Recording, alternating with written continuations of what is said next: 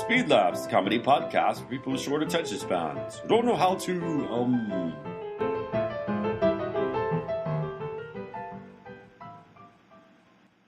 What are we going to do? We can't just stay in 1928 forever. Why not? It'll be 2018 eventually. We can look for the stolen time machine then. Yeah, but by the time it's 2018, we'll all be over 100 years old. Oh, yeah. We'll be too tired to look for it then. Don't worry, Rose, old girl. I'll have us out of here eventually, or die trying. That's what I'm afraid of. Well, you know what we say about fixing these machines. It's only a matter of time. I don't think that's very funny. Neither do our listeners, I'm sure. Look, can't you hurry up? I want to get out of here before the 5 o'clock show. My feet are still sore from that tap dance routine. Yeah. Hey, where did you learn to tap dance like that anyway? You would, too, if you had a mouse crawling up your leg. What a filthy theater. I'm afraid it's going to be a while before we can go back. The buttons still aren't working. Oh, man. Pumpernickel, you're a scientist. Can't you do something to fix that machine? All right, I will. I'll go out and get a glass of water. A glass of water? How will that help? Well, it looks like the machine is on fire, you see. Ah! Fire! Help! There's a fire! Hey, don't you know it's against the law to yell fire in a theater? Yeah, but not if there is one. Oh, dear. This poses quite a problem, doesn't it? I knew I shouldn't have had that cigarette near the time machine. Oscar, I told you to stop smoking. Right now, I wish you'd tell the machine to stop smoking. I'll get some water. Hold on.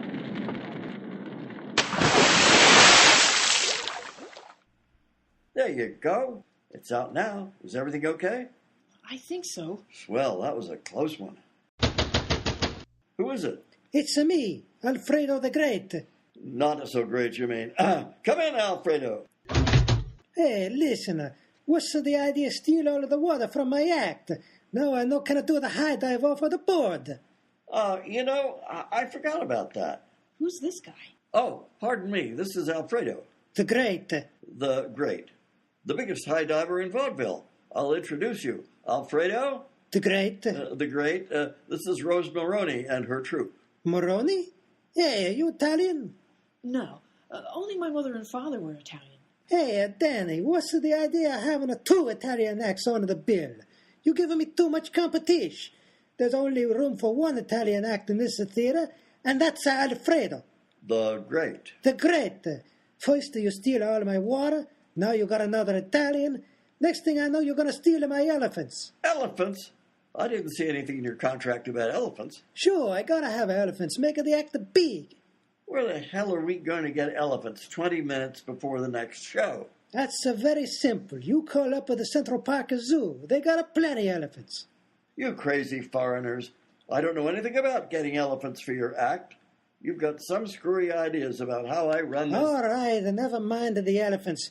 Just to get me some water so I can do the high dive off of the platform. Well, you see, Alfredo... The Great? The Great. There was a fire here in the dressing room, and we had to use the water from your tank to put it out. That's fine. Now where are you going to get us some more water for my act? Well, we've got this hose here, but it's... Give me that hose. I'll see for myself.